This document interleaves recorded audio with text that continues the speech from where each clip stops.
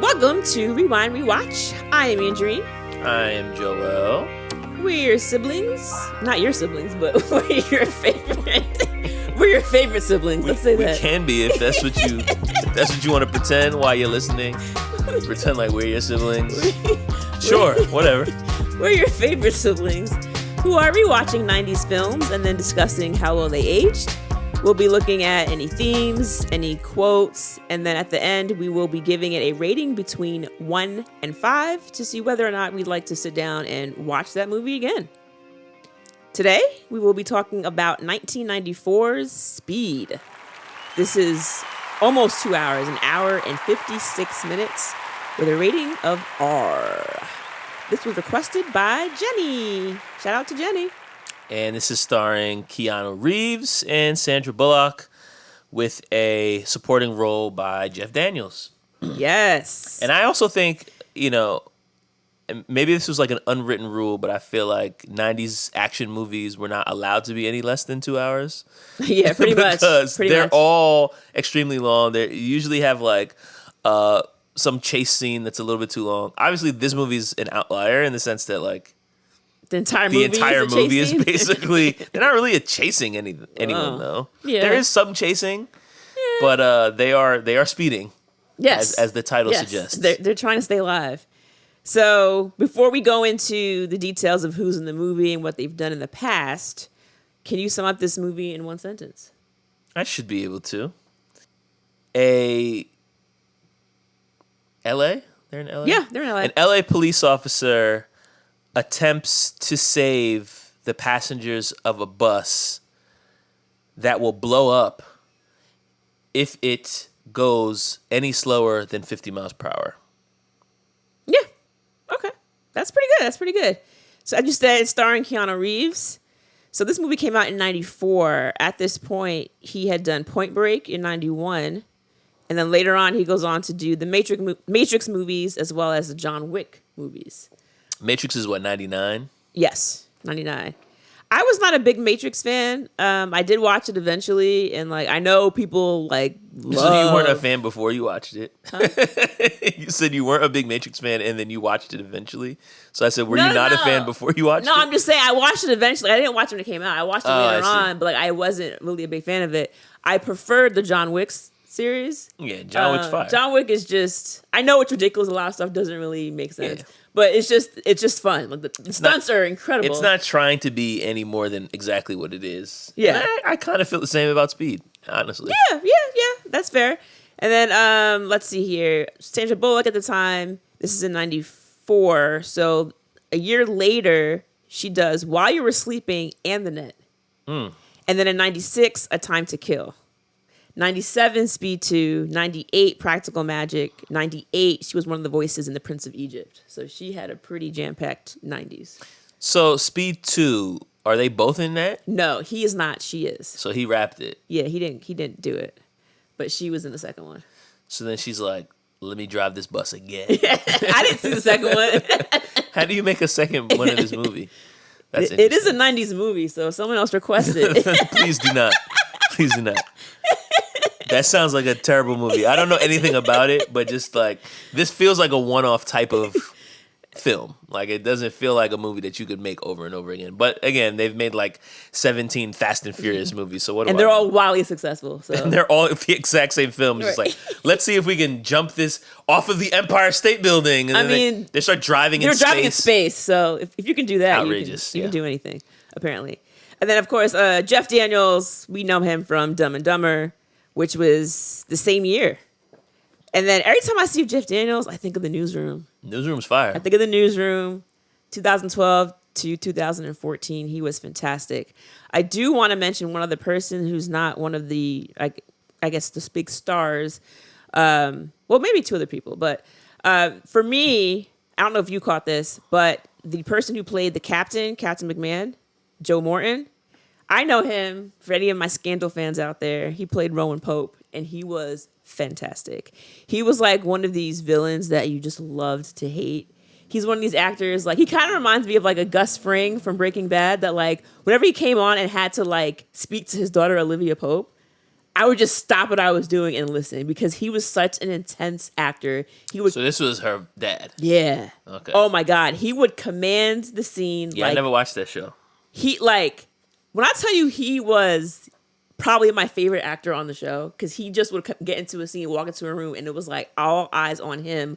What's he have to say and how's he going to say it? Because he was phenomenal. What happened was the man you screw betrayed me by freeing the woman who gave birth to you as a bargaining chip. What happened was the man who defiled you also defiled an organization that I gave my soul to build. That is what happened. You know, now that you mention it, I feel like I've seen his face on like scandal memes or like photos that were floating around on social media, but I never understood the context. Yeah. But yes, his face does definitely look familiar. Yeah. And then you off mic, you mentioned the guy who was driving the vehicle, the Jaguar that gets accosted by the police in order to chase this bus down the freeway. Yes, that's Glenn Plummer. And you said you knew him. Well, that's the thing. Like, I recognized his face, and I was like, yo, where do I know this guy from? But I couldn't, like, really remember. But he's been in a number of stuff. He was in Sons of Anarchy. I think that's come up a few times. Yeah. Yeah. He was in Menace to Society. He was in South Central. He was in Colors. Showgirls. Showgirls. Hey, that's a 90s movie, too. Yeah.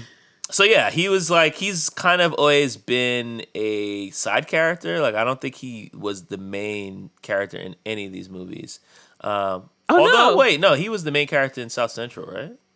Yeah, he was. He was the main character. Okay. He had just gotten out of prison and he was trying to protect his son from like a life of crime. Yes, that's right. Yeah. So, yeah, shout out to Glenn Plummer. Yeah. And then there's also a very small bit part that I also recognized in this movie. Yeah, I know you're gonna say. Do you know what I know exactly who you're gonna say. On the elevator? Oh, I thought you were gonna say. I know. Okay, yeah, I thought you were gonna say on the bus. So on the elevator, there's a scene at the beginning where they get on a bunch of people get on the elevator and they end up getting trapped on the elevator. And one of the people on that is played by Patrick Fischler, who was on Mad Men. He played the comedian Jimmy Barrett on Mad Men. Yes. And so I've seen him play bit parts in a number of like different movies and stuff. But every time I see remember his him, name. I always think of him as the comedian on Mad Men who Don was sleeping with his wife. Basically. Yeah. Spoiler alert if you haven't seen Mad Men. It's time. It's been out for a while. But he doesn't really, I don't think he even has any lines because they're basically just get me out of here for most of the movie. Yeah, he's just a hostage. As they're just trying to, Well, there's two more people that are actually on the bus. I mean, we could just mention them now before we actually get to the bus part. So the first one is, what's her name? Beth Grant. She's the older woman on the bus who we'll talk about her ending later. But she was on the Mindy Project for a few years. This is the one who tries to jump? Yes. Oh, wow. She's from the Mindy Project. We'll definitely talk about her. So I recognized her early. She also was on one episode of The Office as Dwight Schrute's date when they were eating beets at the dinner party episode. The dinner party. Oh, wow. She was the date with Dwight. Oh, that's amazing. When Michael had the big St. Pauli girl funny. Light in the background. Yeah, she's really funny. And then, of course, the other one that I was thinking that you were going to mention is Alan Ruck. Of course, yes. From Succession. Conheads unite. Conor Roy from Succession, if you watch that show, he's fantastic. Before that, back in 86, he was in Ferris Bueller's Day Off. He was Ferris's best friend. And then he also was in Twister in 96. So. But now I'm always going to see him as Succession, Connor. Yeah, because sure. That's so goated for me. Like, it's just like... You know, people love Ferris Bueller's Day Off. I'm not as high on that film. God. But for me, I mean, Mad Men is just like far and above. You mean Succession? Yeah, I said Mad Men again. I'm still looking at this Patrick Fischler Mad Men on the brain. Yeah, I gotta Draper over here. I gotta watch that again. Yeah, give me an old fashioned. It'll make it all better. All right, let's get into some speed. All right, so the movie opens up. I mean, I'll tell you what. I was invested instantly. Because within the first few minutes, there's already a murder. Well, that's funny because I felt like I felt like the intro was like way too long. No, I liked it. It was like, because I'm like, oh, like crime, blah blah blah. Like, what's did you gonna fast happen? forward the opening Oh, credits? the intro, yeah. I was talking about like when the movie Oh, starts. yeah. I was like, what's going on? Like, No. They panned the entire eleventure shaft. No, I didn't need that. Yes, okay. When the movie when it actually Yes, starts. when the movie actually starts, 7 minutes in. When the movie starts and we see instantly the bad guy, Dennis Hopper. We see him like the security guard walking in the back of this building in the elevator, and he sees a guy back there, and he's like, "Hey, this is a restricted area." And instantly, I'm like, he's about to get murdered, because anytime it's like, "Hey there, I'm security. You don't have the right to be back here, unauthorized." And then he's like, "Oh yeah, sure. Let me show you my pass to be back here." And then he just takes out a knife and stabs him in his head. Yeah. So he's out of here. So already you're like, okay, this is the bad guy, and he's getting ready, to engage in some criminal behavior. And of course, why are you laughing? So he ends up strapping these bombs to this elevator. He has these people like free falling. And this guy is like a mastermind on how to operate these different elevators to get them to stop at certain floors. And he basically calls in and tells them that he needs $3 million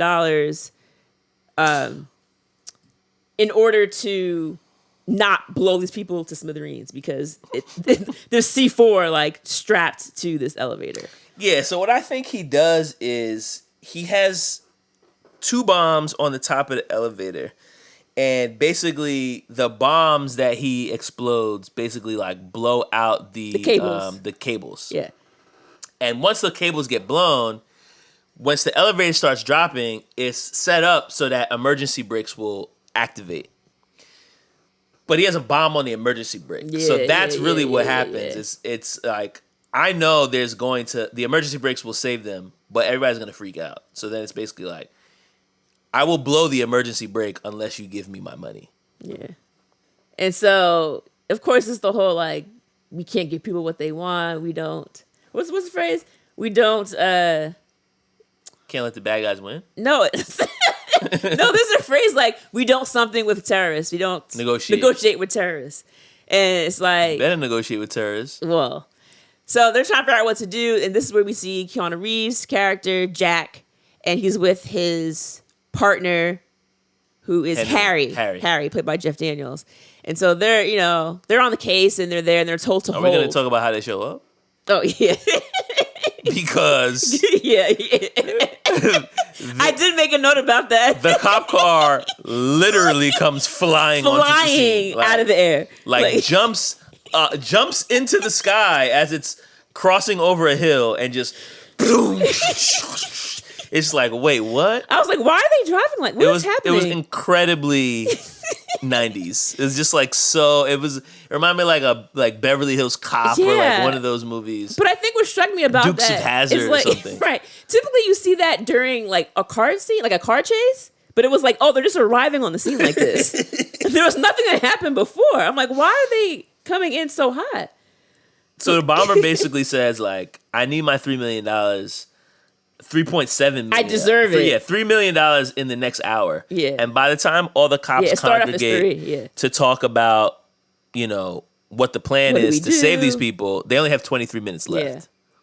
So they're told to hold, but, Jack is one of those cops that he's like, bro, I'm not going to follow orders. Of course. Like every action movie ever. I'm not going to follow orders. Like the rogue cop. I got to figure out how to save these people. And of course, his poor partner, Harry, is like, oh, God, all right. I don't get paid enough for this. And so they end up running up to the roof, and they get this incredibly long and strong cable with a hook on it. And the plan is he basically has Jack hanging down, like he like lowers him down with his wire, and Jack has this hook that he hooks to the top of the elevator in the attempt to prevent the elevator from crashing down to the floor. If and when he blows the emergency brakes. Gets blown. Because he's like, we're just standing around wasting time. And they're recognizing that, like, we don't have enough time to save these people. Yeah. And, like, he's going to blow it because he's looking at his watch, like, we only have, like, 7 minutes, so it's over. So they get the wiring, they get the cord down, they hook it up, and he's like, is it going to hold? Like, well, it's going to hold. Don't worry, it's going to hold. And we're hoping it holds. So at this moment, they have it hooked up, and they're trying to get the elevator. Well, trying to figure out what floor it's on, first of all, and see if they can actually like get the people, drill a hole in the wall to get the people out through this tiny space between the elevator door and like in between floors. So it's very difficult to get the bodies out. They can't just walk out. So like, of course, while they're trying to get people out, the cord starts to like snap a little bit. And so the elevator is slowly dropping bit by bit. And it's like, it's this whole scene. But this is early on in the film, so we're not going to waste a lot of time here. They end up getting everybody out. The last person gets out. And like, I just got to say, these hostages are pissing me off. No, I can't It's go. like, bruh, we're trying to get you out of this elevator that's about to crash to your, like, fiery and, like, deadly demise. And you're standing there like, I'm too scared. I can't. It's like, so you're going to die? The option is to give me your hand and I'll literally just pull you out. Or you're just going to stand there against the wall like a dummy. And she's like, Hey. So then eventually she goes over, they pull her out. They pull her out just in time, of course. The nick. The elevator drops. Did you hear what she said when they got her out? Oh, my shoe. Bro, I was like, what is wrong with her? Those were a new pair. What's wrong with her? Those were a new pair. My shoe. I said they should have left her in there because I was so annoyed. So they saved the day and they're like, It was commentary on American consumerism. Be silent, be still. Okay, Freddie Prinze. FTJ, my man. So of course, you know, Jack and his partner Harry were relieved. They were able to save the people. But then he's looking at the clock and Jack's like, yo, he blew the cable early because they still had 3 minutes left and he had blown it. So he's like, the guy's got to be in the building because why would he have blown it early unless he knew we were trying to get the people out? Yeah. And so they figure out that he's there. They're able to locate him, and he is trying to get away. As the guy is getting away, I can't remember exactly how it happened, but Harry ends up becoming captured by The bomber. And at that time, he has like a bomb strapped to his chest, and his hand is on like the trigger. And he has Harry right next to him. So it's like, you know, what are you going to do? They keep having this thing throughout the movie where Harry will quiz Jack on different scenarios. Like, if you're in this situation with this, and this, what would you do? What do you do? Yeah. And he actually asks him, as they're figuring out what to do with this bomb, they decide to kill time by playing this game. Yeah. So this sets up like this running theme that goes on through the rest of the film. Right. And he asks him a situation in which a bomber has a hostage and what would you do? And he's like, oh, I would just shoot the hostage. So he's like, what are you talking about? That's crazy. And then, of course, like within a half hour later, he finds himself in the exact situation. And what does he do? So Harry says to him, you shoot the hostage. And then he's like, oh, yeah. So he shoots his partner, Harry, in the leg. Harry is going to fall down, just, you know, reflex. And when that happens, the bomber is essentially left without a hostage. And so Jack's looking at him. He has the gun, and he's like, put your hands up. Come here. Don't move. And the guy, of course, just runs away. And I was like, bro, like, what's happening? So he runs out, but then within the next couple of seconds, the bomb explodes. Yeah. So we're led to believe the bomber has committed suicide. Yeah. He blew himself to smithereens, like I like to say. And you said it twice already. I love it. And, you know, that's it. So they fast forward time a little bit. And Jack and Harry are now receiving their medals for saving, you know, all these hostages. You know, they're great cops. Not a single death. Yeah. Saved 12 people from an expiring elevator. I mean, it was great. So they have this award ceremony, and then that night they get wasted. Like, they had the time of their life. Mm-hmm. All the cops are there. Their captain is there. The captain's wife is there, and they're all just having a grand old time. So the next day, Jack is late to get to work because, of course, he was out drinking all late. So he goes to his local coffee shop to get his morning coffee. And while he's there, he sees a bus driver that I guess he sees every morning. He says, hey, Dan. Hey, how's it going, Frank? Yeah. And it's like, I'm watching with my husband, and he's like, he knows the bus driver's name. And I was like, yeah, baby. He's like, when I was younger, I rode the bus every day. I didn't know that person's name. I was like, well, you're not a friendly person. Like... some people actually get to know the people that they see on a daily basis going to work or whatever. I mean, yeah. I mean, I don't think Joel would, but... No.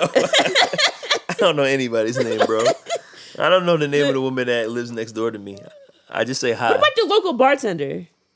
You go there pretty often? Yeah, So, but I'm there all the time.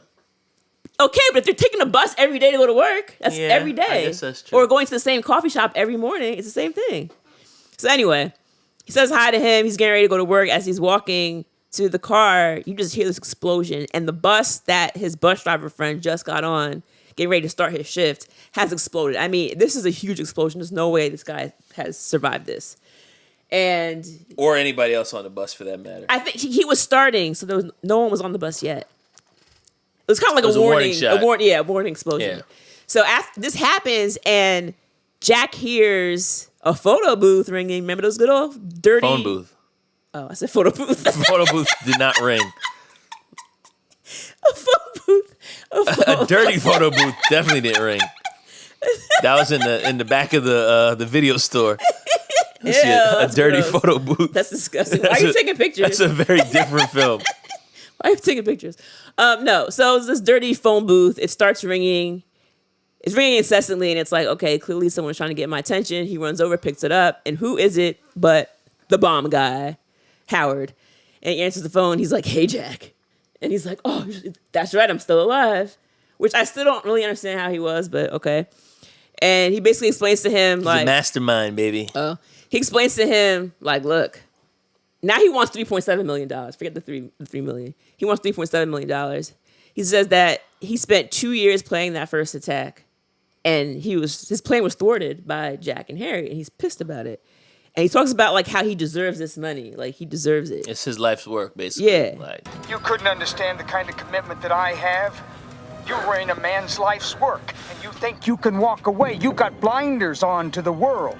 But I got your attention now, didn't I, Jack? He's like, I don't understand. I spent all this time, and all I got was, he said, a pink slip, like a small pension, and a damaged hand. Mm-hmm. That's all he got from his job. So we're not quite sure what his job was or what happened to him, but clearly he got injured on the job. yeah, he has one of his hands is slightly deformed. Yeah. I think it has 4 fingers or something like that. Yes, he lost a finger. It also looks like there was like fire or something. Yeah. Like some scar tissue there.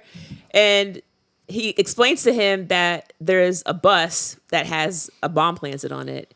And he's armed it in a way that once the bus accelerates to 50 miles per hour, it basically has to stay at 50 or above, because once the bomb is armed, it will explode if the bus then decreases to below 50 miles per hour. And he's like, well, where's the bus? Like, what is it? And so eventually he tells him the bus number is 2525. He tells him what street it's on. And he's like, basically, like, I need my money in, I think it's in 3 hours. Yeah. So he's like, go. So now we see, now's the action starting, baby.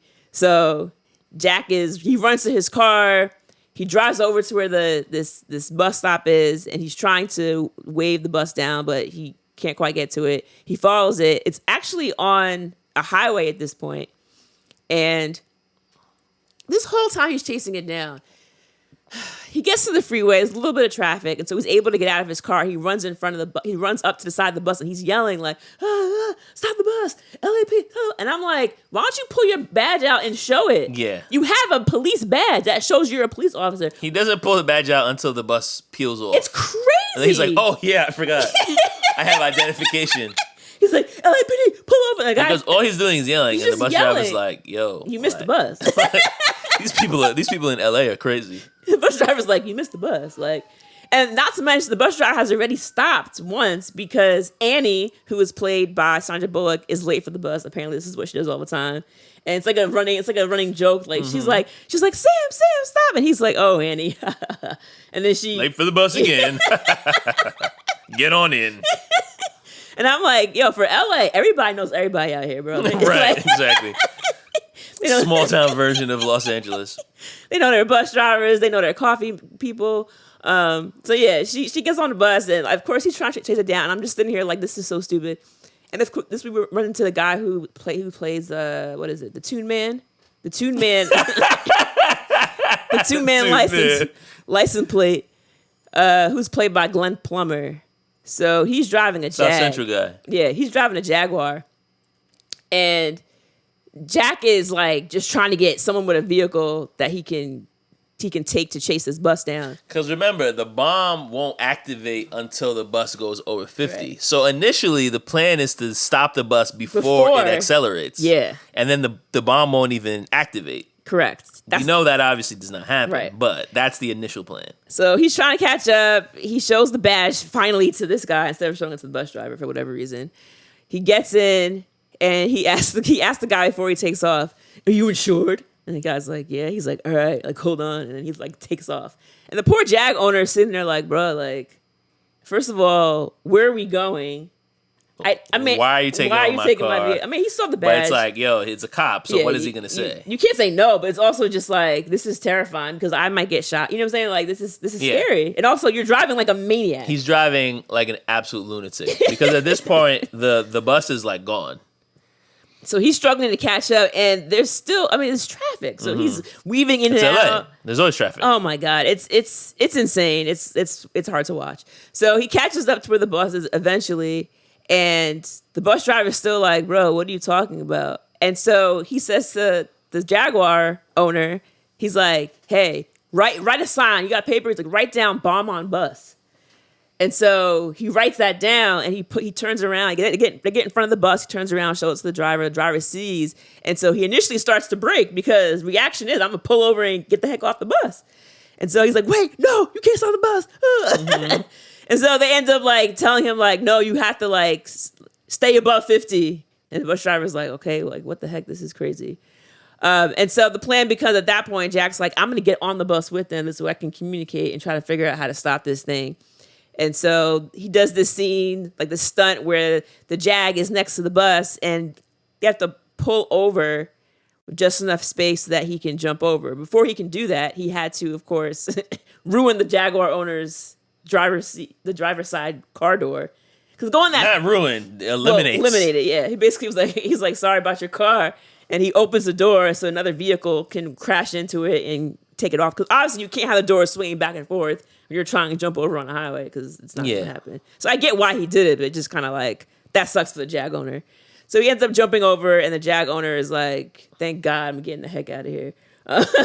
He pulls off. And so now Jack is on the bus with everyone. And immediately crashes, by the way. He does. But it was into like those big big tubes with water. Yeah. Yeah. But you got to think about how fast they were going on the highway. And he had to like switch seats because remember, Jack was driving the car. Nah, that car got ruined. So yeah, it's over for him. Like, that car is totaled. Yeah. But at least he's alive. Yeah. You know, small mercies, guess. small favors. I don't know. So now he's on the bus, and now the movie kind of starts to really progress because we get to learn the different characters who are on this bus, and instantly he gets on. He shows his badge, and he's like, "Yo, this is what's going on." Like, he does not tell him there's a bomb on the bus. Right now, only Sam, the driver, knows. Mm-hmm. And there's one guy in the back of the bus who looks mad Etch-a-Sketch. And he sees the badge and instantly pulls out his gun. Like, that's his response. It's to point a gun in the cop's face. Yo, the guilt was wearing him. It's like, down. "Bro, what did you do?" As soon as he saw a police officer, he's like, "I'm not going out like that." He said, "I'm not going back." He's like, "Bro, like, it is the other thing. Wait. This guy stopped a bus on a highway, jumped from one car into the bus. He's clearly by himself. Like, this is obviously something extremely urgent. Yeah. And you think he's there for you? Bro, what did you do? He did something crazy. That you think that somebody would take that measure to stop you on a moving bus? Like, yo, he did something No, he did. insane. He did. Yeah. That's why he was like, "Yo." And so Jack's kind of like, "Yo, I'm not really here for you. Look, I'll put my gun down. Like, relax." And so when he does that, there's a guy who's sitting behind the gunman, Ortiz, and Ortiz tackles him because he's trying like, to be hero. I mean, I don't think it was necessarily wrong, He wasn't wrong, but I wouldn't have done it. I'd have been like, Well, I'll let them figure it out. but we need heroes. Yeah. We need. we Shout out need to heroes. Ortiz. We need I him. guess. So he goes to like get the gun away, but during the shuffle, the gun goes off and Sam gets shot. And The man who's driving the bus. So it's like, oh no, so now the bus is, it's a whole thing. So Annie, who's played by Sandra Bullock, gets up and she ends up taking Sam's place to make sure the bus doesn't crash into anything because they're on a freeway. And at this point, they end up, cuffing the guy with the gun. And he goes to explain to everybody what's going on because it's like, bro, this is getting out of control. Like, what's happening? And so he explains to them, like, look, like, there's a bomb on this bus. Everyone's like, oh, we gotta get off. And he explains, like, we can't slow it down. We gotta stay above 50 miles per hour. And of course, people are freaking out because it's like, bro, what? Like, what did we do to deserve this? And like, why is this happening? Yeah. We just do anything to deserve it. These are questions that you're gonna ask. Like, why? Life is just lifing. Yeah, why is this happening to me? Like, what is going on? And so now, the whole game begins. Like, how do we get this bomb? Either get the bomb off the bus. Oh, that's right, because the guy said to him, if you try to get anyone off of the bus, I'll blow it. So you can't even get people off. What are you going to do? And poor Sam is bleeding out. He's in bad shape. So throughout the movie, there are a number of times when calls come in from the bomb man, and he's negotiating with Jack, and Jack tells him, like, look, Sam is in trouble here. Like, Can we do this? Can we do that? Yeah, we got to get him off the bus. And the thing is, like, the bomber's intention is not to just kill everybody. His intention is to get his money. So it's like, he'll make small concessions as long as he still maintains the power in the situation. So it's like, if one guy comes off because because we don't want him to die, then it's like, that doesn't matter to me because I still have 11 other lives under my thumb. And he was very intelligent about the way he went about this plan. I mean, he had backups to backups to backups. He had ways of making sure he knew what they were doing at all times. Which is also kind of incredible because how far ahead, like how much time had passed between the elevator and the bus? It had been a while because initially when I was watching the movie, I thought it had been a couple of weeks. But when Jack is talking to Annie about who this guy is, she's like, who is this guy anyway? And he said, a while back, we had stopped this guy from whatever. So it's been a few years, I would suspect. Because like the way the movie played it out, I thought it may have only been. But Harry is still using a cane. So it's not a few years. He said a while back. Yeah, like, maybe it's a few months. Maybe less than a year? Yeah. 6 months? Like Harry got shot in the leg. Apparently they never took the bullet out because he says the bullet's still inside his leg. Yeah. Which is maybe it's at a place where they it's not doing a lot of damage. I mean, I've definitely seen files of people who like still have bullets in their bodies because it's like it would do more damage to go in and take it out. I mean, he's still using a cane. So it had to be not that much time has passed. But anyway, presumably he's concocted this entire plan as a way of, number one, getting his money, and number two, getting back at Jack for ruining his initial plan. So it's like, I'm going to make sure that I'm going to blow up the bus driver that you know. Yeah, it's personal. And make sure that you're the one that has to save the bus. Yes. In order for me to get my bread. Because I want you to know that I beat you. Yeah. But it's also like, this is a little incredible in the sense that, like you said, he's the only cop that can do this. Like, I feel like, I get that he was there and he hopped on, but like, there are plenty of other times when like the other cops get close enough, like when they get Sam out of there, no one else was willing to like hop on the bus to help. Well, there's two things. Number one, they established from the beginning of the film that Jack has a bit of a hero complex. Because even when they show up to the scene flying through the air, and they get the rundown from Olivia Pope's daddy about what happened with the bomb on the elevator, he volunteers himself to like go examine the bomb. So you're already, and Harry's looking at him like, oh my God, like my dumbass partner. Now why am I in it? Yeah. So we've already got that sense. And then also I feel like, like he's I think also he's talking to the bomber, and they also recognize at some point that the bomber has eyes on the bus. So he can see what's happening. So it's like, if we just have a bunch of cops come on and try to save everybody, that's probably not a part of the plan. Like, the plan is to have Jack isolated with these hostages. So if they're just like putting mad cops on the bus, I feel like he's gonna call them and be like, "Nah, bro, that wasn't the deal, and I will blow this up." Well, you know what made it really bad too was when you add the media. Mm-hmm. It was like, and it goes back to the whole like the public's right to know, right? So the media, like, they're like, "Oh, this is a bus that's driving, erratically on the highway, and it's going so, it's blowing over cars," and like, yeah, of course, this is the story, but it's also like, bro, like, because the media is covering it, this is how he's getting an aerial view of where they are and where they're going and all that. And it's like, bro, this is so annoying. Meanwhile, your man is posted up drinking beer and watching football. Like, he's watching multiple games. Like, not a care in the world. Like, eating a sandwich and just like, yeah, I'm about to get my big retirement fund. But I always think, like, how do these bad guys think this is gonna end? With $3.7 million. Yeah, but like, I almost want to like fast forward a little bit to like when you get the money, you think they're not going to mark the bills? I never can understand. Like, you don't think that the cops and like you're also asking them to acquire $3.7 million in 3 hours. So like, come on. Where's this? It's not like a police station just has that money lying around. Where are they going to get it from? They're probably going to have to borrow from a bank, or they're going to have to borrow from the city. Yeah. And they're obviously going to mark it. It doesn't make any sense. So it's like, even if you get the money, that's what I'm saying. You can't spend it. You're going to go to a bank and be like, excuse me, I'd like to deposit my $3.7 million, please. I know it was blue paint all over it, but disregard that. Yo, he got pissed about that blue paint. He was so mad. But it's also like, okay, so spoiler alert, we find out that this guy used to be a police officer. And I'm like, you should know this. Yeah. Like, that didn't make any sense to me. Like, and he worked in the bomb unit. It's like, come on, bro. Which is presumably how his hand got disfigured. Yes. And I guess he used all of that police know-how from years of working in bomb unit to like basically become a bomb mastermind. Yeah. And they're even talking about the fact that like most bombers have like certain favorites. Yeah. Oh, they use these type of bombs, or they use this type of equipment. This guy seems to know everything. So they're like, yo, who is this guy?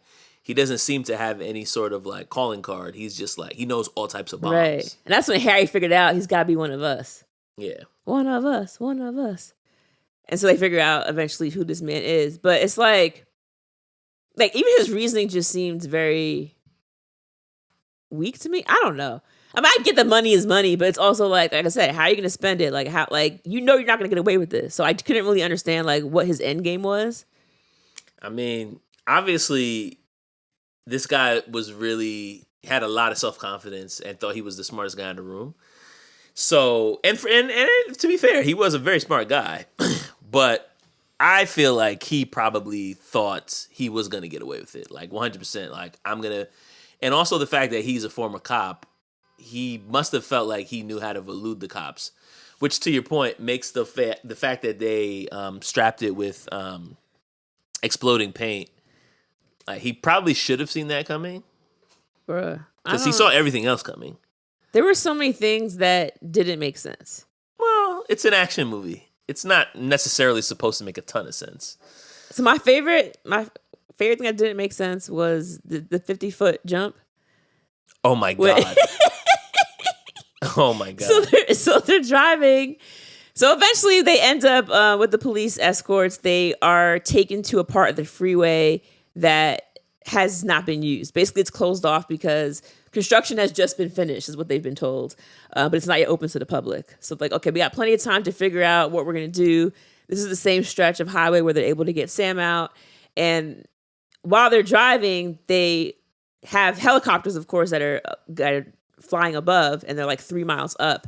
And they're like, oh my gosh, the road actually is going to end. And they're like, wait, what? And they're like, yeah, there's like a gap. There's a gap in the road 3 miles up, and it's 50 feet. Like, they just didn't complete it. And they're like, wait, the map is showing that it's complete. And they're like, well, the map is wrong because they did not complete it. But that's the whole thing, too, is like, at some point, they get off the highway and then get back on. And the cop, Mr. Pope, is basically like, yo, like, I've blocked off this highway, so when you get back on the highway at this entrance, it's going to be completely You're good clear. to go. Yeah. But this is probably why that part of the highway was completely clear. Is because, bro, it's actually closed. Yeah. And I was actually kind of like, yo, why did they get off the highway in the first place? Because you have to maintain A certain 50 miles per hour. Well, remember or they more. had traffic, remember? Remember the highway, it was right. traffic, and she was driving on the shoulder, but at this point she's like, it's LA. They were destroying everybody's car. Everything. Yeah. You can't even slow down and take a curve. Like her just trying to turn the wheel. Yeah. That was interesting. And so like, they get to this part and it's like, well, what are you gonna do? Like, we can't slow down, we can't. And so he's like, you just gotta floor it. And she's like, what? And he's like, he said it exactly like that too. Yeah. That was the voice he had on for the entire movie. I feel like all like the Keanu Reeves like jokes of like him overacting or like I feel like a lot of them probably started with The Matrix, to be fair. yes. But this movie has a lot of that. He has a in it, voice. too. He has that It's voice like, he he's puts on. definitely putting on. I feel like he was like giving like Tom Cruise energy. Humpty Dumpty sat on a wall. Like the cheesy, brave Yeah. action hero who's gonna like we got this. yeah, like don't worry, just follow me. Yeah. Like very like Mission Impossible. Yes. Like come on, bro. That's Because it. Tom Cruise be killing me too, and I feel like Keanu was like he was giving me so much Mission Impossible energy in this movie. It was amazing. Yeah, so he was You're just gonna have to floor it. Yeah, so she's like, what? Are you sure? And he's like, yeah, we're gonna have to do it. So of course people are freaking out because they're like, this is insane. And My man Connor Roy was he's really freaking out. Oh my god. Well, he was there as a tourist. He said he just flew in. I forget where he was coming from, but his first time in LA, and he was trying to chat with Annie initially. He's like, yeah, I'm from first time here touring the area, blah blah. And she's like, oh, okay, nice. And she keeps turning around to give him the cue that like, I don't want to talk to you, but he keeps pressing to say. And I hate people like that. Like when you're on a plane or Yeah, he and was you're definitely like, "Come on, supposed bro." to be the Like, annoying guy on the bus. Don't talk to me. I don't care that you're here from wherever the heck you said you're from. So anyway, he's like losing it. He's completely shaken, and he tells everybody just, Jack's like, everybody just sit down, put your head down, like you're on a plane basically getting ready to crash. Yeah. And put your bags under the seat, brace for impact essentially. And Annie floors it. And this is where I'm watching this and I'm like, okay, so when you look at the road that they're on and the road they have to go to, it's completely flat. There's no ramp. This is the whole thing. There's no incline. There's This is the whole nothing. thing. There's nothing. It's flat, straight. So how does an entire bus, not even a car, it's a bus. It's huge. does the bus It jumps. jump up and then land 50 feet across? Willpower. I was like, what? The power of world? Keanu. The power of Keanu compels you. I was like, what in the world was that? And they're like, oh yeah, we made it. Ah, yeah. And he wasn't even sitting down when it happened. I was like, wait, this man's not gonna put his seatbelt on? Nothing? I didn't even think about that. Nothing? He just like braced himself against he had to Annie. watch. Of course, he had to watch while everybody else has their head between their legs and basically praying to the old gods and the new. He's just like, well, let me see if she's going to clear it. Yo, I just thought about Dad, like when we try to park our cars. Oh my god! So our dad does this thing where like this Full is dad mode. He does this thing where like every time we come to their house and we're parking in their driveway in their garage, and we've done this thousands of times, he has to come out into the garage and like direct us to make sure. Wait, no, turn the wheel the other way. And it's like, Dad, I've been driving for how many years now? Like, I'm pretty sure I can figure out how to park the car. He does it to Mom, who lives at the house. Mom lives here. I park in this driveway more than you do, bro. And he'll come out and he'll like, wait, correct it. All right, good. Then go back inside and close the door. It's Thank like, you. Bruh, so it was definitely giving me those vibes. Like, I have to make sure that whatever you're doing is done Yeah, because at correctly. this point he's not driving the bus. No. Like he's just watching her do it. But it's like he had to make sure. It's like he had to put eyes on the situation. Oh my God. Yeah, so that was wild. I also thought that it was really wild. I mean, and honestly, like I get people panic, and it goes back to that stupid lady at the beginning with her shoe. But Beth Grant's character, Helen, the lady from the Mindy Project, she sees Sam get taken off the bus. She hears, they tell you, like, yo, if anybody else leaves the bus, like, it's gonna blow the bus. She's like, I can't stay here. I can't. And then she goes to the front. And what's dumb about it, it's like the stupid cops are like, yeah, give me your hand. I'm like, didn't Jack tell them? I know Papa Pope told them what was going on. Yeah, the cops were being negligent in that situation because they definitely should have been telling her, like, no, we can't save you. That's crazy. Yeah. So they're like, oh, yeah, man, give me your hand. So she tries to reach out and then boom.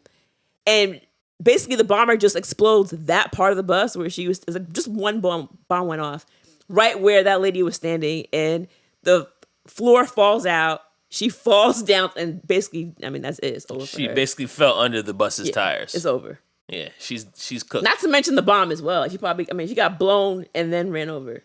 So yeah, there's not much left for them to recover. She's dead, and now everybody in the bus is like, "Oh, this is real." So I feel like you know that it's real, but it's like once the bomb actually goes off, and you think like, "Oh, I might die right now," like that in that split instant, everyone's like, "Okay, this is serious. this is serious stuff." You talked about the bus jump, and you know that's obviously a very ridiculous part of this movie.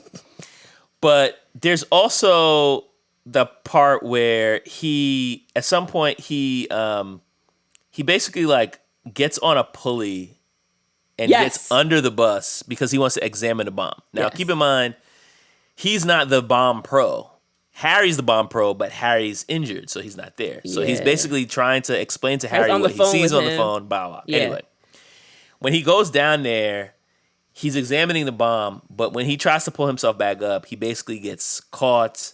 The little, it's almost like the little seats that somebody like a mechanic would roll under the car. Yes, it's like he's on one of those, but it's like a makeshift situation, and he's being pulled by the cops that are in front of the bus. Yeah, the cops are in front. Yeah, they have this long like wire cable that they're using to basically keep him tethered. Now the tether breaks, and so now he's basically just like on this little. That's pretty terrifying. This little wheelie thing underneath a moving bus that again can't slow down, and his leg is getting dangerously close to the wheel. So like if he shifts too much to either side, he's done. Yeah. He's going to end up like Miss Grant. Yeah. And he basically takes out a knife and has to puncture the gas tank just to hold on. Yeah, yeah. At which point, some of the passengers on the bus are able to open a shaft in the floor and pull him up. Mm-hmm. But now this bus is basically leaking gas. Yep. And their plan is to... they gotta get the people out. They have to try to figure out how to get. So at this point, this is the part that I forgot to mention. Before that happens, they end up driving to the airport. So after they make the jump, they go to the airport. Well, it's because they're trying to get rid of the media, right? The helicopters, and obviously the helicopters can't fly above the airport. Not to mention, there's no traffic. Mm-hmm. So now I can just drive around in circles and not have to worry about being slowed down. It's really smart to go to the airport. Yeah. But because they burst onto basically the tarmac where you're not supposed to just drive there, it has those, tire punctures that are on the ground, like, the ones that they have at like car rental places. If you go in the wrong way, it'll pop your tire. So they drive through and immediately, like, all the tires get punctured. Mm-hmm. On top of that, now, they have a leaking gas tank. And I'm like, how is this bus still speeding? I was thinking this. Because I'm telling you, when the tires get punctured going into the airport, there's still like an hour left in this movie. So I'm like, how is the bus should have been riding on the rims at this point. Yeah. But it wasn't. Yeah, you're right. That part, I kind of forgot about that part. It was it was like they should have just eliminated that part from the movie. They should have. Because at this point, I'm like, stick to the gas. I'm like, they're gonna be done. Like, and not also if you pierce a gas tank with a knife, the gas is gonna leak out pretty quickly. Yeah. Like, it's gonna be a big gas tank, obviously, because it's a bus. Mm-hmm. So it'll leak slower than it would in like a sedan. But I feel like they were driving for a while and speeding at that. Because they have to maintain 50 or more. That's very true. And I'm like... Yeah, the tires didn't make any sense. It's I was like, this why? bus should have, like... It would have been riding on the rims, like... Yeah. I was expecting that to happen, and it just never did. Well, so what do you want? They gotta make it that's last. Fine. They gotta make it last. There's one part that like really didn't make any sense. Another part? Any sense? Like it's towards the end. I don't know if we want to get there yet or if we want to play out what happens first. Well, yeah, let's we can speed through some of this, but you know, speed. Yeah, all right. Essentially, they figure out that there's a camera on the bus, and that's how he knows what's happening. Right. Because he had been calling Sandra a wildcat the whole time. Come to find out, she's wearing a University of Arizona sweatshirt. I thought it was some sexist remark. I didn't quite get. Yeah, he kept calling her wildcat. Come to find out, she was wearing a University of Arizona sweatshirt, which is the Wildcats, and that's how they figured out that he could see them. So what they plan to do is they collaborate with the media to get a tape of his feed and run it on a loop so that he doesn't recognize what's actually happening. He'll just see the same feed and think that it's in real time. And so they tell the people on the bus, like, everyone don't make any movements. Like, just sit here and stare straight ahead because we need to make sure we have tape. And they were trying to get, like, a good 10 minutes of tape, but they didn't have enough time to do that. And so everyone's sitting there. And, of course, you know, that one woman ends up, like, I think she dropped her purse. Mm-hmm. That's how he figured it's like, bro, you had one job. Just sit there. Literally just sit there and hold your purse. How did you drop your purse? Yeah, that's how he figured out, but he doesn't figure it out until after. No, it takes a while. After everybody's already escaped. Yeah, it ends up working, and they're able to get everyone off the bus while he's watching this looped tape. They one by one get people off the bus, and even still, it's like it's still some action involved where you have to make sure that the bus is pulled up just close enough to this big like Tonka truck that the cops are on, and then they have to have this plank so people can walk across, and you still have people who are like, nervous, and it's like, bro, there's a bomb on the bus. Yeah, but you can't just run no, and I jump get it, because you gotta also be careful. But it's also like, get me off this thing ASAP. So everybody does get off successfully off of the bus just in time, and he ends up. Actually, no, he doesn't blow the bus up at all. What happens is the bus decelerates. Everybody leaves except for Jack and Annie. Yeah. Because Jack is a hero and Annie's still driving. He can't leave her on the bus. Nah, he can't. Yeah. So they're like, all right, we have to rig the gas pedal. Yeah, he puts something down to like... so it doesn't stop keep the while gas, we're still on it. And then he ties something around the wheel so that it would just go straight. And then they're going to escape through the hatch in the bottom. The bottom, yeah. So they do this. The empty bus drives into a plane, and the plane somehow the pilot gets out. I don't know. Like he jumped through the window. I don't know. Mind you, they said he had enough C4 on that bus to blow God knows how many people or how many things up. It crashes into a plane, and then the driver of the plane just like jumps out of the plane. He's like, whoa. And I'm like, what? How did he survive that? Yeah, it's not the point I'm even talking about. It doesn't even matter. So that happens. They get out, and of course, we see Jack and Annie have this little romantic moment where he's kind of lying on top of her, on top of this makeshift skateboard thing that they have, and it's like, they're kind of flirting, and they have this thing. They talk about like, people who have relationships that are built on these very extreme circumstances. They don't typically last, and it's like. I guess we'll see what happens, Oh, God. And they're smiling at each other, and it's like, warm and fuzzy. I didn't need it. I didn't need a romantic subplot. I didn't need it. Because it's like, bro, like, we're just trying to survive like a bomb. Like, this is a good enough film without... Yeah, I didn't need that. The kissy and the flirty eyes. So then Pilot Pope comes over, and he's like, yo, we know who this guy is. So one part we did forget to mention is they figured out who the bomber is. And... Harry and a few other cops go to the bomber's house, to arrest him. And when they get there, they see like a beep go out, like a light, and a beep goes off, and realize that his whole house was rigged. It was, he knew they were coming, and Harry ends up losing his life. That was rough. Like, I feel like I typically don't care when people die in movies, but I felt like, oh man, I didn't see it coming, and then it was like, oh, Harry's gone, like, and that almost broke Jack. Like, that was a rough loss. I kind of did see it coming because I felt like it would be too easy for them to just show up in his house, and it's like, yeah, this guy's. I figured he wouldn't be been there. One step ahead the whole time, But I didn't think it would be a bomb there. I figured he wouldn't be there. Yeah, but I mean, this is what he does. Yeah, he's a bomb man. Yeah, so that was sad that Harry's gone. So now it's like, bro, we gotta stop this guy. But they realize, yo, he's still watching the loop tape. He doesn't know that the people have survived. So they're like, let's just go and make the drop like we're supposed to at the corner that he asked for. He said basically put the money in this like trash bin basically. And he said, I don't want to see any cops. And this is where I start to really get annoyed. They get to the scene of the drop. We see the bomber. He's looking out the window with his binoculars to see what's going on. You see multiple snipers like up on the roof. Yeah. So it's like, he said he didn't want to see any cops. And like, you have cops like clear as day where he can see them. That was really like already like, okay, fine. But why the heck is Annie there? I'm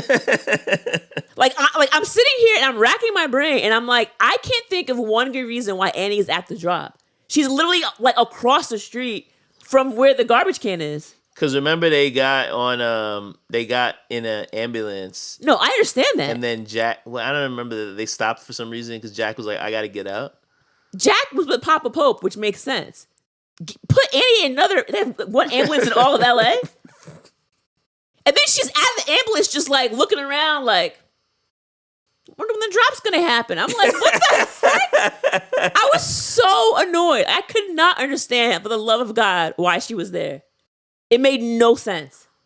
So instantly I'm like, okay, well, he's gonna kidnap her dumbass because I don't know why she's there to begin with. That's exactly what happens. Because it made no sense. And then, something I forgot to mention. So then they're sitting there and they're like, wait, something's not wrong. Something's not right. The time has passed. He's never late. Like they put the money in the thing, but he didn't pick it up. And they're like, he's late for the drop. Like, I don't know. And Jack's like, he's never late. Something's wrong. And then he's like, what does the tracker the money say? And he's like, oh, the tracker's not on. Jeez. Come on, man. He's like, oh, wait, we were going to track it after he picked it up to see where he takes it. Doesn't make any sense. So y'all were not tracking the money? I was like, come on, guys, you gotta do better than this. And so apparently he went into the sewer system, blew out the street from underneath the trash, and then just took the money from underneath the trash can. So now he has Annie hostage. He takes her on a train. He straps a bomb to her. Another one of those, if I let go of the release, everything blows up. So he's holding onto the thing with his hand. He straps a bomb to Annie. He empties the train. Yes, definitely. And handcuffs her to the pole in the train. And he tells the driver of the train, conductor of the train, like, get out of here. I got it from here. He was like, all right. No, he shot him. Sorry, he killed him. Yeah, he killed the conductor. And Jack figures out where they are, breaks onto the train. Now, when you talked about things that didn't make sense, I thought this is where you were going to go. Well, there's a lot of things. So because when he breaks onto the train car, the bomber doesn't see him yet. Right. But he has the money. Yes. And then he's like all giddy because he's like, yo, I'm about to spend this bread, blah, blah, blah. I deserve this. They can't chase me because I have you. And basically, like, I'm not going to. She's probably going to die anyway, but he's like, I'm going to blow you up after I've made my escape. Right. It's a remote, so he can be away. Yeah. So Jack gets onto the car and he sees them and he's like, oh, he's got Annie. So he doesn't want the guy to catch him, I guess. So then he like climbs to the top of the train car. So now he's outside of the train on the roof of the train and he's climbing towards them. I didn't get what his plan was. He's going to drop through the top. That's exactly my point. I'm like, well, so like, why would he do this? Like, it'd be one thing if he tried to like, I don't even know. Wait till he turns around and try to grab him from behind, or like, but like, what is the plan from you being on top of the train? I don't know. And then once the paint bomb goes off in the money bag, he gets super tight. He hears Jack on the roof. And also how? Because there's a part where I think either it's a speeding train. Either Jack yells down or he yells up. But in my mind, I'm like, he said, "Jack, is that you?" But I'm like, you can't hear anything. Anybody been on a subway or a metro or anything like that, like you can barely hear the person next to you. You can't hear someone outside on top of the train. And he's crawling. It's not like he's tap dancing on top of the train. I'm like this is not realistic at all. And he has like an automatic rifle, so now he's just like spraying the roof of the train. Somehow, miraculously, none of the bullets hit Ricochet him. Ricochet's not a thing. Oh no, I mean like, how does Jack not get shot? I thought you meant like hit like the top of a train car is not that wide. It's not. And so if I do this, he rolled. He just rolled. He rolled. That's right, of course. Hello. And then he runs out of bullets and decides to climb to the top of the train to fight Jack on the top of the train that's speeding. And it didn't make sense because it's like you're safe inside the car. You could also have. No, yeah. I don't you know what I mean? Like he didn't have to go chase after Jack. I mean, we talk about the big jump, the 50-foot jump. Oh God, this part was even. Yeah, this part might have been even worse. It was very ridiculous. Because like, why are they on top of this train fighting? They could have had this exact same fight inside the train. Yeah. So then so earlier when Jack is up there by himself, he has to duck down because as the train is going, they have these lights? These like red lights that come up, and they're pretty like they're above the top of the train, but not so much where you can't like sit up or forget about standing. You're gonna knock your head off. And so Jack is aware of this, and so as he's fighting with him, he's down on his back. The bomb man's on top of him. He looks behind him, and he's like, "Oh, one of those lights is coming up." And so he's able to hold the bomb man up slightly, and the light knocks his head off. Mm-hmm. Knocks him and his entire body off the train. But he's able to hold on. He's able to grab the he grabs the trigger just in time. Yep, just so that it doesn't fall. Just in the nick of time. So he goes back down and he sees Annie and he's like, and she's like, oh, what happened to whatever his name, the bomb man? And he's like, oh, like he lost his head. That's what he said. Did he? That's some he's shorter or like No. He said he lost his head because when they were on top of the train, he was holding Jack down and he kept saying, "I'm smarter than you. I beat you. I'm smarter than you." And then he's like, "Oh yeah." And then he gets hit by the train. He goes, Yeah. Well, I'm taller.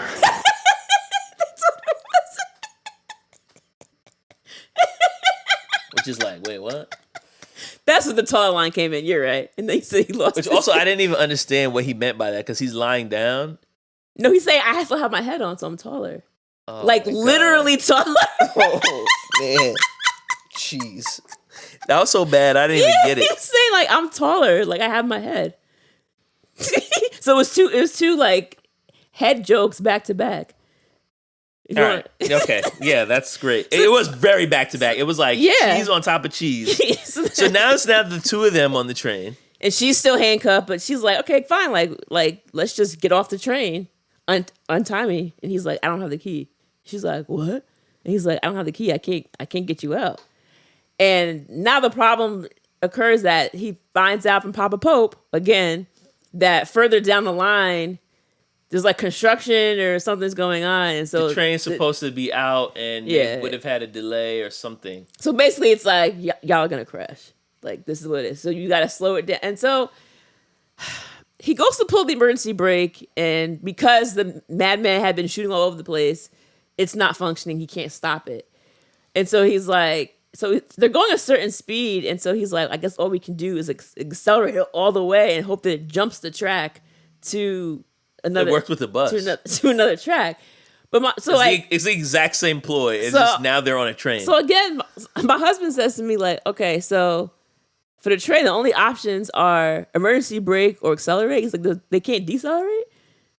And I was like, apparently that wasn't a part of it. Apparently it's just there's an on switch. It's on emergency brake or like turbo. Yeah, the deceleration got shot up as well from the automatic. Apparently, because like if you see his hand, he goes and he just pushes it up. He didn't try to push it down. Brace yourself, Annie. He didn't try to push it down. He is able to take the bomb off of her, which is nice. Yeah, So she's no longer strapped to a bomb. Yeah, but even that, even when he takes the bomb, all he did was he pulled one thing and did it. And he's like, deactivated. And I'm like, I'm pretty sure that's not how you deactivate a bomb. You don't just pull one strap and the bomb is deactivated. Have you ever worked for the LA bomb unit? I have not. No, I didn't think so. So guess what? Not. But I'm pretty sure it's not that easy. This guy's a bomb mastermind. I actually, at the movie ended, I had to rewind to that part because I'm like, when did he take the bomb off? It was so quick that I actually missed it the first time. And I had to rewind to that part. It was so easy. Because he literally just popped off one little wire and then he was like, well, you can take this off now. It's like, all right. I'm like, bro, she could have done that. She didn't know which wire to pull. She needed Jack. So now the plan is for them to jump the train track. Yes. While hugging a pole because she's still stuck to the pole. So they're like this, hugged onto the pole, and they're just gonna pray to the new gods and the old that they make this jump. And so they're going as fast as the train will allow them. And sure enough, so now we have this, immense crash. Mm-hmm. It crashes out from underneath the tunnel into the middle of the street in LA, and the train lands on its side. This thing, there's no way in hell that anybody survives this crash. It's just, there's no way. It's going way too fast. It goes through too many things. There's just no way. And all the construction workers were able to get out of the way in time as well. They were all safe. They said, whoa, the train's coming. They just jump out the way. That would have took somebody's head off. Yeah. Moving train. Not to mention a train that you don't expect to be coming because you're doing construction work. They're gonna hear it coming, but it's still. Nah, that was crazy. But and then not to mention the fact that not only did they crash through all these different subway tunnel systems and out through the middle of the road, but they're literally wrapped around a pole. You mean to tell me her head, her neck, her back, nothing was more than jostled during that? Her neck would have been completely broken. There's no way. Jack. And of course, when they land, they're lying on top of each other because gotta have time. And I'm like, who's even in the mood to make out after this happens? Your heart is in your throat. Well, we've been through this before. You probably wet yourself, might have crapped yourself. The movie can't end until the two main characters start giving a nice 90s kiss to make out with the end credits. And then they're just making out. And people are applauding. Yes. People show up and they're like, they're kissing. It took me back to Kindergarten Cop. With the clapping at the end. They're going to do it. And I'm like, they're taking pictures. I couldn't understand. I can't even talk. If I'm there and I'm in the middle of LA, I'm getting ready to go to work or wherever, I see a train in the middle of the street, I'm going to be like, what the heck? And then I walk over and I see people making out. I'm not taking a picture and clapping. I'm going to be like, what the heck is going on here? And now I'm late for work. I have so many questions. Now the subway system's completely shut down. They've ruined all commuter traffic for the next God knows how long. Because how are you getting anywhere? Hey, the bad guy's dead. And the bomb didn't kill anyone. The train didn't kill anyone. And you got to make up. Oh. Okay. The end. Okay. And now they're together. Well, yeah. Because now they get to see if relationships based on whatever they said. Extreme circumstances or whatever. Extreme circumstances will last. I don't know. The drama's, the everyday life is going to be too, it's going to be too boring. Yeah. It's just you go to work and come home. Yeah, you can break. You can get on a car and not get shot at. It's just come on, man. This is stupid. Well, this one's going to be tough. What themes did you pull from Speed? God, Lord have mercy. I got a few. Put the pedal to the metal. Oh, yeah. There we go. Pedal to the metal, baby. Because guess what? She wasn't going to jump that 50 feet if she hadn't put that metal to that, or pedal to the pedal to the metal. Yeah. And that train was not going to jump that track. That's true. If they did not put the pedal to the metal, baby. I'll hold on to you to be safe. There's a part early in the film where, obviously, like I said, this Jack character has a hero complex. He like gets off on being in the most dangerous situations possible. And Harry's character, it might be either Harry or it might have been Papa Pope. But when they're in the bar drinking, they're talking to him and basically saying like, yo, like guts will only get you so far and then they'll get you killed. Yeah. So it's like, yo, you can't just be brave for bravery's sake. Like you have to be smart. And I feel like that was definitely a theme of the movie and something that he learns along the way. Obviously, he's still doing Mission Impossible stuff, but I feel like he's like being more mindful and thoughtful about like why or when he's doing it. Like some of this stuff, I 100% would have still gotten him killed in real life. But whether or not they successfully achieved this theme, I do still feel like that was one of the themes that they were trying to get across. They were. And I mean, it's an action film, so like what are we really asking for? Like, exactly. It had the nice chase scenes and the explosions and, it was entertaining. I definitely wasn't. For sure. I definitely wasn't bored watching this movie. And it's funny because I feel like when I recall this movie, like it's been a very long time since I've watched it. I feel like people always talk about it like, oh, a movie's so ridiculous, I always hear that it's a bad movie. But watching it, yes, a lot of things were like, what is happening here? But I didn't feel like it was bad. You know what I mean? Like I was entertained. Yeah, right. I felt like, I actually enjoyed watching this. And I don't like a long movie. But I didn't have any trouble getting through the 2 hours of this one. What would you say was your favorite part? Favorite part?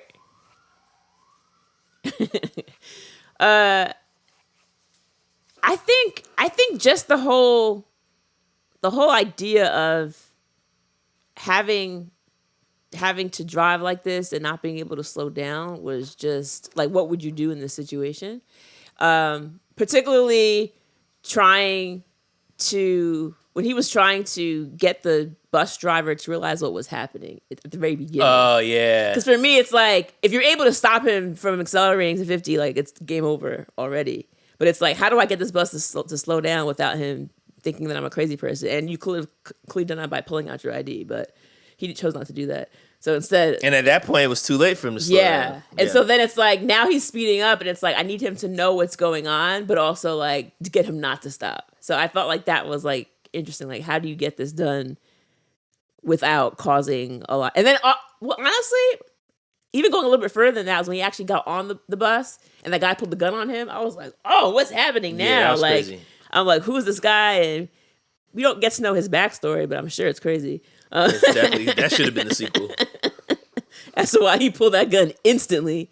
But yeah, it was like, how are you gonna handle the bomb, but also the threat of the people that are on the bus as well? So that was fun to watch. I felt like Sandra Bullock driving this bus was just, it was crazy. Like it was entertaining. Like it was like her trying to figure out how to keep speeding without crashing into stuff. When they get off the highway and they're on the road, obviously that's mayhem because you can't stop. And there's one point where I'm like finding myself getting nervous, like just watching this. Even the beginning, the elevator scene, I thought that was crazy. Yeah. Like that was like the first 30 minutes. It keeps like falling and falling. That and trying to get people out. Like that was fun. I just remembered. But you might say it. Like when she's driving, there's one point where she's trying to like focus on the road. Jack's giving her instructions. The people are going crazy. And she gets distracted while she's driving, but she can't stop. And there's a woman like crossing the street with a baby carriage. And as she's driving, she sees them too late. The woman is able to jump out the way, but she hits the baby carriage head on. It goes flying. And it flies in the air and comes down, and it's just like filled with a bunch of cans. I can see the bag. Cans. There's a bag. Oh my god. There was no bag. It was full of cans. Are you sure? Yes. Are you sure? Yes. Oh my god. Yo. Yeah. That part, I was like, what? High anxiety. Yo, that was crazy. That was crazy. See, for me, I was pissed because I was like, bro, why are you crossing the street without looking? First of all, the bus is going mad fast. It's not like it's going 20 and you can't hear it coming. Like, you're just walking out into the middle of the street. Yeah. And there were other cars coming. It wasn't like she was at a crosswalk and I had the right of way. She just crossed in the middle of the street. It's crazy. And she didn't even see She that wasn't it was even paying cans. attention. Well, Sandra didn't Oh, see no, that it was she covered cans. it 'cause she couldn't believe it. Annie. So she's like, yo, I just killed somebody's Oh, baby. yeah, Like, she yeah. starts freaking out. Yeah. But yeah, I feel like the movie, like, some of the plot points obviously are ridiculous, but I feel like it did a good job of, like, maintaining that high intensity for the full film. Yeah, which is hard to do because you Yeah. know I get bored. You get bored too. Were there any quotes that stood out to you? I think there's the one part where she like almost runs into a bunch of kids and she's able to swerve at the last minute. And she's like, oh my God, why aren't they in school? Wait, why aren't you in school? Yeah, she couldn't believe. Yeah, that joint was funny. That was good. So when Sam gets shot and he's worried he might die. Conroy, that's not his name, but Alan Ruck's character says to him, "Oh, come on, the cops are here. Your taxes pay their salary. If you die, they take a pay cut. They're gonna save you." I liked that. That's funny. And then I actually laughed out loud at the very beginning when Jack and Harry are able to stop the bomb man from killing these people on the elevator. He says, "Nobody messes with Daddy." And I was like, why was that the line? I don't know. That's bad. So that was very bizarre. All right, some fun facts about the movie. All right. So for this film, Sandra Bullock actually learned to drive a bus, and she passed her test on the first attempt. Oh, that's dope. Keanu Reeves and Jeff Daniels both were trained with a real SWAT team to perfect their movements. Keanu did most of his stunts. You mentioned Tom Cruise earlier. He's also known for doing that very often. Keanu Reeves also does a lot of his stunts for the John Wick films. Oh, wow. I didn't know that. Yeah, his training's actually pretty intense if you watch videos on it. He's no joke. He spent 2 months at Gold's Gym in LA to get in shape for the film. 2 months is not a long time. No, it's not. I'm like 2 months. He must have been putting in 5-hour shifts. Right. And for the role of Annie that was played by Sandra Bullock, they were considering Halle Berry, but she turned it down. Oh, I could see that. interesting. Yeah. All right. It's time for the moment of truth. There we go. Rewind rating from 1 to 5. This was better than I thought it was gonna be. Gosh, I don't typically like action, but I enjoyed this one. I hate to say it. I mean, I feel like going into it, I thought I was gonna hate it. I hate to say Well, it. because people always say like, "Oh, Speed is so stupid," and yes, a lot of it was dumb, but it also was entertaining. So I feel like you can kind of forgive the dumb if you're entertained. I mean, yeah, that is the point of movies. So I'm gonna give it a 3.75. Ooh. So it's not quite a 4. It's not quite a 4, but it's I would watch it again. Yeah. I'd watch it again. I mean, yeah, I'm similar to you in terms of the reasoning. I'm thinking probably more of like a 3. Oh wow, a flat 3. Maybe a 3.5 if I'm being generous. Okay. I feel like, yeah, like it's a good action movie. It's very 90s. It definitely has rewatch value. But it's probably not a movie that I would be able to like see time and time again. But like, you know, maybe 5 years from now, oh yeah, I'll rewatch Speed. But I think like once you get to like 4 or 5s, then those are like movies that I could like really rewatch a lot. Yeah. I feel like this has a very good rewatch value, and I feel like the ones that if I'm giving a movie a 1 or a 2, then the replay value is bad. So I feel like this is like right in the middle. Like Sweet this spot. is a good 90s. Like this is a good like baseline 90s movie. Okay, that's it's fair. like a good 3. Okay. Well, keep those requests coming. Hit us up on IG at RR90spod. Also check out our TikTok and our Facebook at Rewind Rewatch Podcast. And then send us an email at rewindrewatch1990s@gmail.com. Any last words? Don't get dead. They did say that a lot in this film. They did. Papa Pope said that a lot. Don't get dead. All right. I guess follow that advice and stay alive. There you go. All right. Later.